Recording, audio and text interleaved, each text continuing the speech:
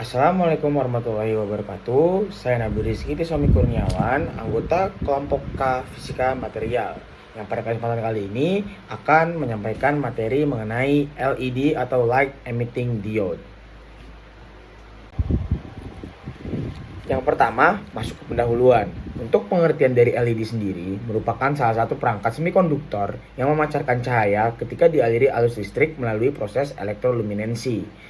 Cahaya yang dihasilkan saat elektron dan hole bertemu di dalam suatu material semikonduktor yang dipilih berdasarkan band gap-nya untuk menentukan warna dari cahaya tersebut. Selanjutnya, untuk penemuan dan pengembangan dari warna LED, lampu LED ini pertama kali ditemukan oleh ilmuwan Jerman yang bernama Heinrich Welcker pada tahun 1907. Dan awalnya hanya digunakan untuk penelitian laboratorium. Kemudian pada tahun 1962, LED merah dikembangkan oleh ilmuwan Prancis bernama Georges Destervanis dengan menggunakan bahan dari arsenid gallium. Dan untuk penyebaran serta inovasi dari LED sendiri, produksi LED secara luas baru dimulai pada pertengahan tahun 1970 setelah biaya produksinya berhasil ditekan. Lalu pada tahun 1993, ilmuwan Jepang bernama Shuji Nakamura menemukan LED berbahan nitrit gallium dengan efisiensi yang tinggi, yang kemudian membuat LED digunakan secara luas di berbagai aplikasi, termasuk penerangan jalan raya. Seperti itu. Selanjutnya, saya akan membahas mengenai prinsip kerja dari LED itu sendiri. Yang pertama, energi dari baterai akan mengalirkan arus listrik melalui rangkaian dari LED. Yang kedua, arus listrik akan mendorong elektron untuk bergerak di dalam bahan semikonduktor. Yang ketiga, pada bagian semikonduktor terdapat lapisan N-type dan juga P-type untuk menciptakan kekosongan elektron atau biasa disebut dengan hole. Yang keempat, elektron dari lapisan P-type akan melompat ke lapisan N-type dan bertemu dengan hole. Yang kelima, saat elektron bertemu dengan hole, energi akan dilepaskan dalam bentuk foton atau cahaya. Yang keenam, LED akan menghasilkan cahaya yang dimiliki warna dihasilkan dari bahan yang terdapat pada P-type dan juga N-type. Selanjutnya, untuk struktur fisik dari LED sendiri mungkin bisa dilihat terlebih dahulu di gambar ini. Di gambar tersebut dijelaskan bahwa dari lapisan paling atas terdapat lapisan bernama epoxy lens or case yang fungsinya itu untuk melindungi komponen internal dan mengarahkan cahaya. Lalu di bawahnya terdapat wishbone yang berfungsi untuk memantulkan cahaya untuk meningkatkan efisiensi. Lalu di bawahnya lagi terdapat reflective cavity yang berfungsi untuk menghubungkan chip semikonduktor dengan rangkaian eksternal. Lalu di bawahnya lagi terdapat semikonduktor die atau tempat cahaya itu dihasilkan. Lalu di bawahnya terdapat anvil post atau dijadikan satu menjadi lead frame untuk berfungsi untuk menyediakan dukungan dan stabilitas untuk chip LED. Lalu di paling bawah terdapat flat spot yang berfungsi untuk menjaga orientasi chip LED pada pemasangan. Dan juga terdapat dua muatan pada LED, yaitu anoda dan juga katoda, di mana katoda sendiri berfungsi untuk sebagai terminal negatif untuk mengembalikan elektron, sementara untuk anoda sendiri sebagai terminal positif untuk mengalirkan arus listrik. Seperti itu. Baik, sebelumnya selamat malam. Assalamualaikum warahmatullahi wabarakatuh. Perkenalkan, nama saya Muhammad Arfadin Kurniawan. Pada kesempatan kali ini saya akan menjelaskan tentang material semikonduktor pada LED. Nah, seperti yang teman-teman bisa lihat pada lampu bolam ini, namun ini dalamnya ternyata LED.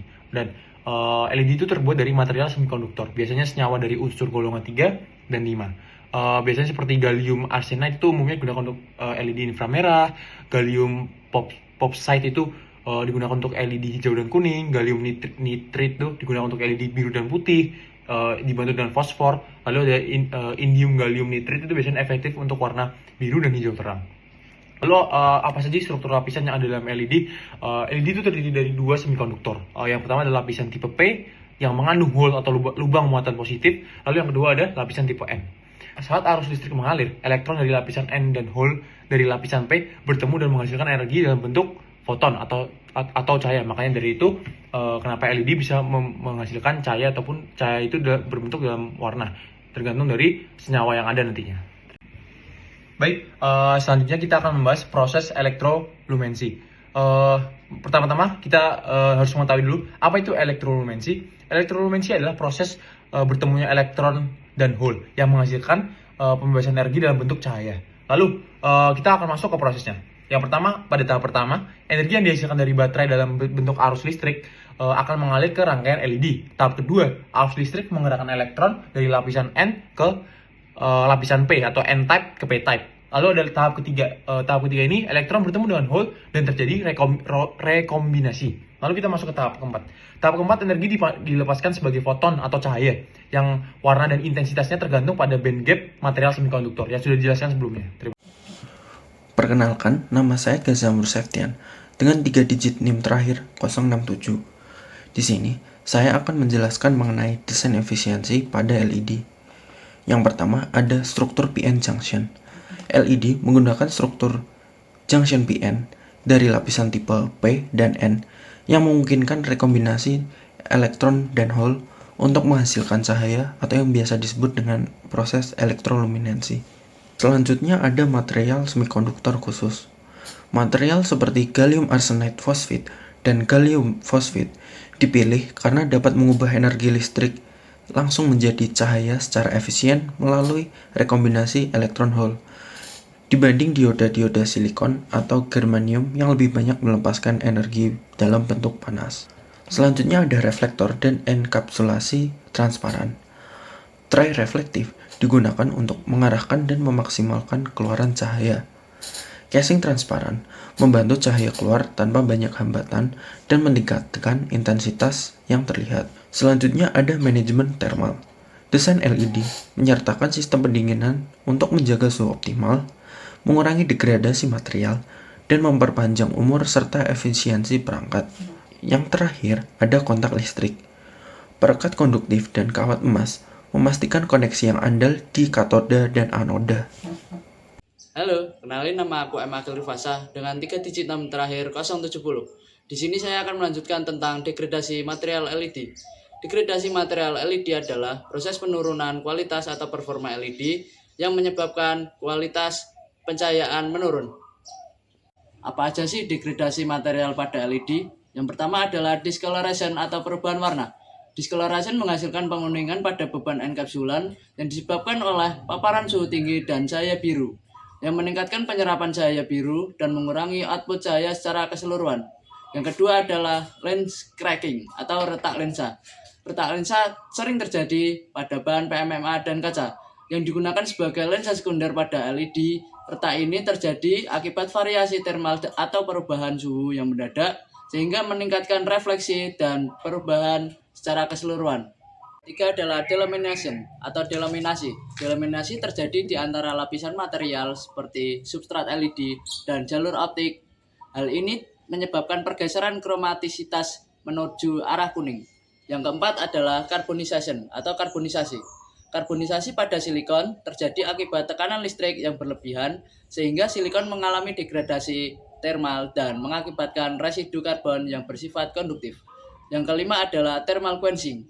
Thermal quenching yaitu menurunnya efisiensi fosfor pada suhu tinggi yang mengakibatkan pergeseran warna cahaya ke arah spektrum biru dan penurunan efisiensi.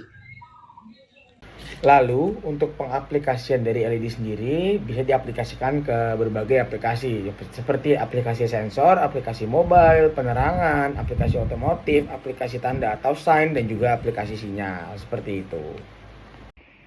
Baik, kita lanjut ke materi berikutnya yang akan saya bahas. Di kesempatan kali ini, saya akan menjelaskan band gap dan warna. Sebelumnya, apa sih band gap? Band gap adalah selisih antara pita valensi atau tempat elektron terikat dan pita konduksi, tempat elektron bebas bergerak dalam semikonduktor. Band gap itu terdapat dua, ada band gap besar dan band gap kecil. Band gap besar itu biasanya menghasilkan cahaya dengan energi tinggi dan panjang gelombangnya itu pendek, misalnya cahaya biru. Lalu ada band gap kecil, kebalikannya, menghasilkan cahaya dengan energi rendah dan panjang gelombangnya panjang. Itu misalnya cahaya merah atau inframerah. Lalu di band gap ini sangat dipengaruhi oleh suhu. Suhu mempengaruhi band gap. Saat suhu meningkat, band gap akan semakin menyempit. Ya udah, yang mengubah panjang gelombang cahaya yang dipancarkan. Misalnya cahaya biru bisa berubah menjadi hijau atau merah karena suhu yang mempengaruhi band gap. Selanjutnya saya akan melanjutkan tentang inovasi penggunaan LED. Penggunaan LED itu berbagai macam. Yang pertama adalah OLED, ada micro LED, terus ada penggunaan LED multicolor, terus ada penggunaan LED biru dan putih, dan sebagainya.